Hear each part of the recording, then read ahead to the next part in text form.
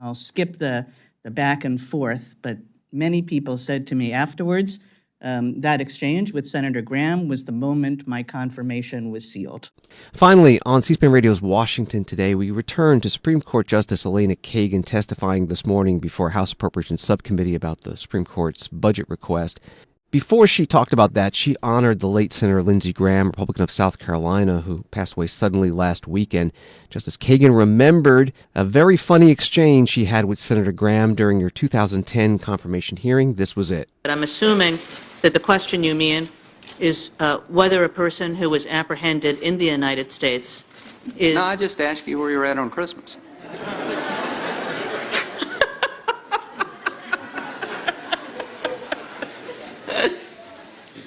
You know, like all Jews, I was probably at a Chinese restaurant.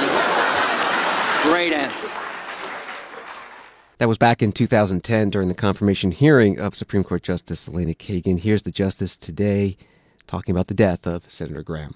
It's not very often. Well, I'll just say that I didn't get many Republican votes when I was confirmed to the Supreme Court. And that's the usual state of things today. Not many Republicans vote for the nominees of somebody selected by a Democratic president, and not many Democrats do the same for someone selected by a Republican president. And one would not expect such a cross-party, if you will, vote, certainly from somebody from a deep red or deep blue state. And yet Senator Graham voted for me. And I vividly remember, because he was a vivid person, the conversation that we had in his office prior to my hearing, where he got to know me. It was a long conversation. He took the opportunity to get to know me. He questioned me with great seriousness and great knowledge about my record as Solicitor General, including particularly the various terrorism issues that office had dealt with over the time I was Solicitor General.